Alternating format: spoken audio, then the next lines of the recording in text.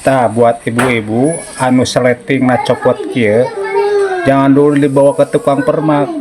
Kita bisa betulin sendiri dengan cara masukin lewat belakang sini ya, jangan lewat atas sini.